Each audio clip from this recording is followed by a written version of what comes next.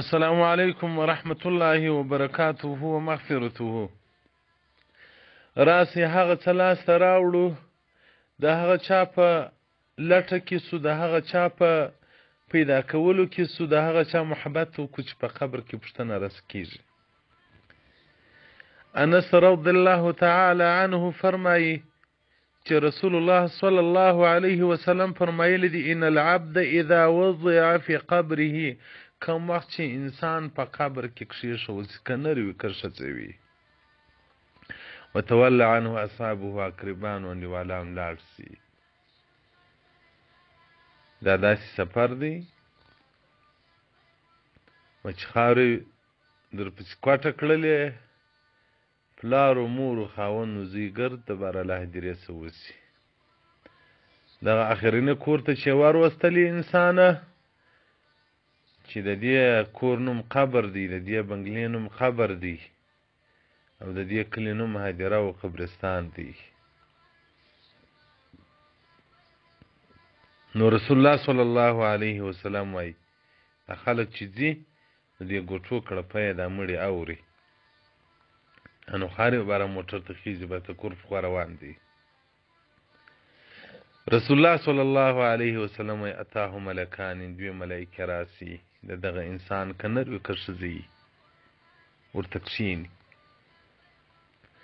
دا ملایکې څه ورته وایي؟ ما كنت تقول في هذا الرجل محمد صلی الله علیه وسلم. بعضې روایت کې راځي چې تصویر د رسول الله صلی الله علیه وسلم ښکاره کړي چې دا څوک دی. او بعضې روایت کې راځي چې وایي د رسول الله صلی الله علیه وسلم په حق کې پوښتنه ځینې وکړي چې نبي دی څوک دی، یا محمد صلی الله علیه وسلم څوک دی. نو فاما المؤمن، الله دې مو پر ایمان ورولي، الله دې بې ایمانه نه ورولي. یو شاعر وایي د دنیاګۍ ارمان مې نه دی ارمان، رب دې مې نه کړي بې ایمان بللی، رب دې مې نه کړي بې ایمان بللی. په ورځ قیامت به دوه قومې، مؤمنین او کافران. مؤمنان ته به الله اواز کوي چې راپورته سي زما بندگانو مؤمنانو، د رحمت په باران به ملانده کم، جنت ته به مداخل کم. او کافران ته به ووایي چې وامتازوا اليوم ایها المجرمون، ځئ دوزخ ته. نو رسول الله صلی الله علیه وسلم وایي مؤمن چې ورته وګوري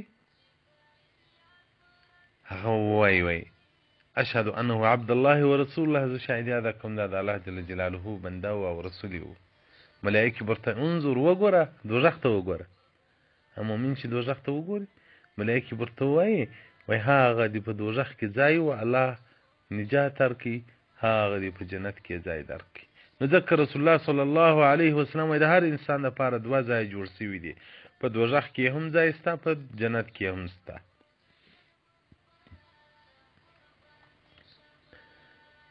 نو خیر د انسانانو هغه دی چې د دوزخ ځان بچاو کې جنت رانیسي. شر د انسانانو هغه دی چې د جنت ځای وبایلي، د دوزخ ځای لاسته راوړي. الله دې مو اهل د جنت وګرځوي. و اما المنافق والکافر، منافق کافر ته چې هغه ملایکې راسي پوښتنه ځینې وکړي ما كنت تقول في هذا الرجل، په دې شخصیت کې څه وایي، دا څوک دی؟ فیقول لا ادري، کافر به زه نه خبر.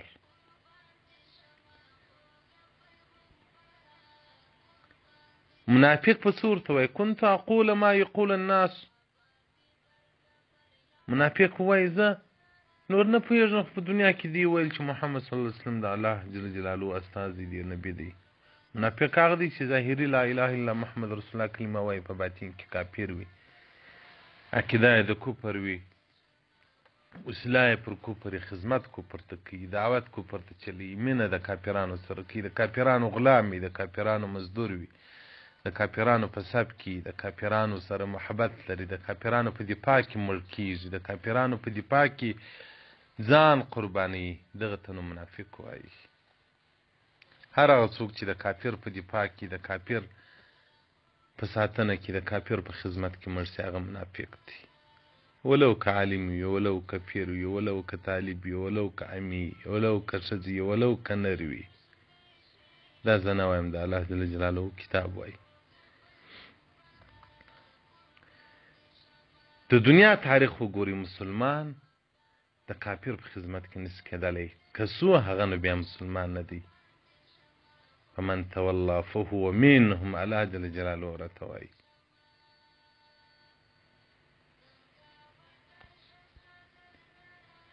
او رسول الله صلی الله علیه وسلم وایي دغه منافق کافر سي، ناجوابه سي، نو ملائکې ورته وایي لا دریت ولا تلیت، څنګه نه خبر او څنګه دې د ناجیینو د هانیکانو خلکو پیروي نه ده کړې. نو وایي په یو غمچنه د اوسپنه یې ووهي، دومره غټ اواز وکي دغه کافر و منافق، دومره غټ اواز وکي یسمعها من یلیه غیر ثقلین، دا ژوندي شاوخوا ټول یې واوري، ما چوله ثقلین، یو انسان پیری نسي اورېدلی، یو انسان پیری نسي اورېدلی. حدیث نمبر 146 صفحه 312 کتاب الایمان مرقات جلد اول. نو اوس به راسه محترمینو، لکه څنګه چې مو د بیان عنوان ایښی و چې په قبر کې د چا پوښتنه کیږي او د چیش پوښتنه کیږي، راځي هغه لاسته راوړو. هلته د محمد صلی الله علیه و آله و صحبه وسلم پوښتنه درڅخه کول کیږي. نو که ستا سینه مینه په سینه کې مینه د رسول الله صلی الله علیه وسلم پرته وه په دنیا کې، ډېر درود یې ویلي وو، نو په قبر کې چې نوم در یاد کړي، سبحان الله سبحان الله سبحان الله، الله په پرده ایمان واروله چې دا اوس راسره دي، الله تر دې هم راقوي که چې دی راته ووایي چې ته په دې شخصیت کې څه وایه، نو موږ به جواب داسې ورکو چې زموږ مور او پلار دې تر ده قربان سي، دا خیر د ټوله مخلوق دی. دا هغه شخصیت دی چې د ده په صفت کې علما عاجزه سول، د ده په صفت کې صحابه عاجزه سول، د ده په صفت کې انبیاء علیهم السلام عاجزه سول. د ده شان د الله څخه سوا بل څوک نسي پېژندلی. دا زموږ محبوب دی، دا زموږ د ژوند مقصود دی، دا زموږ د ژوند مقصود دی، دا زموږ مطلوب دی. د ده په محبت کې دی الله زموږ ابدان ټوټه ټوټه کړي، د ده په محبت کې دی الله زموږ اهل ټول قربان کړي. نو د رسول الله صلی الله علیه و آله و صحبه وسلم سره مینه او محبت پر هر مؤمن لازم او فرض دی. موږ مینه کړې ده د رسول الله صلی الله علیه وسلم سره، محبت مو کړی دی، که موږ د اولاد او د دنیا په محبت کې غرق یو. هلته ګوره د دنیا ګټه سړي ته نه رسېږي، د اولاد ګټه سړي ته نه رسېږي. که د رسول الله صلی الله علیه و آله و صحبه وسلم مینه او محبت تر سره و، په قبر کې به نجات وي. داسې به ډېر مړي وي چې نکیر و منکر ورته راځي، د رسول الله صلی الله علیه وسلم سپارښت راورسېږي چې زما امتي دی، محب امتي مې دی، دا ډېر درود وونکی دی پر ما باندې. داسې به ډېر امتیان وي، داسې به ډېر امتیان وي چې قبر ته به تر په دومره سودا وي، دومره بې مرګ ته سودا وي لکه هغه څوک چې د عشق او د محبت او د مینې معشوقو سره په ژوند کې واده کوي، څومره یې دا د واده شپې ته سودا وي. داسې به ډېر خلک وي چې قبر ته به یې دومره عزوي سودا وي چې ژر مړ سوی وای. ځکه په دنیا کې که د رسول الله صلی الله علیه وسلم سره ملاقات نه کېږي، وروسته له مرګه بیخي اسانه ملاقات کېږي. په دنیا کې د الله دوستان ملاقات سره کولی شي، په خوب کې هم داسې په ویښو باندې هم. په دې مو ډېر بحث کړی دی، خو له مرګه بعد اسانه ملاقات کېدلی شي. نو ځکه ډېر دوستان د الله جل جلاله د مرګ په طلب کې دي چې وایي الله مرګ را کړی وای چې د رسول الله صلی الله علیه وسلم حضور ته رسېدلی. نو محترمونو، که د ریالو د ډالرو د افغانیو د کالدارو پوښتنه په قبر کې کېږي، نو بیا یې وګټئ، بیا ګټئ، دونه وګټئ